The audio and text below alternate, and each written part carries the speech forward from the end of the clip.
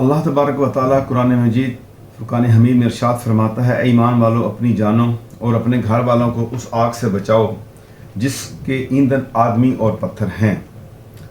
تو اللہ تبارک و تعالیٰ نے اس آیت میں ایمان والوں کو خطاب کیا ہے کہ اپنی جانوں کو، اپنے گھر والوں کو، اپنے بیوی، اپنے بچوں کو جو آپ کے زیر کفالت ہیں ان کو بچاؤ۔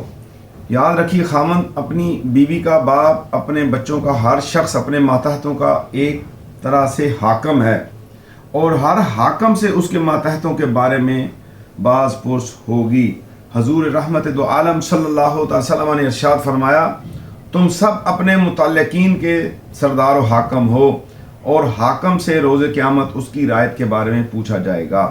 تو میرے روحانی دینی بھائیو، اپنے گھر کے ماحول کو بہتر بنائیں۔ آج کے پرفتن زمانے میں بے پردگی عام ہے، پردہ نہیں کیا جاتا، اور پردہ کرنے کے علاوہ ایک جو عام رواج آ گیا ہے کہ غیر محرم رشتہ دار آپس میں ہاتھ ملاتے ہیں، مصافحہ کرتے ہیں۔ جیسے مرد ہاتھ کا مصافحہ کرتے ہیں، اس طرح مرد اور عورتیں جو ہے کزن آپس میں مصافحہ کرتے ہیں۔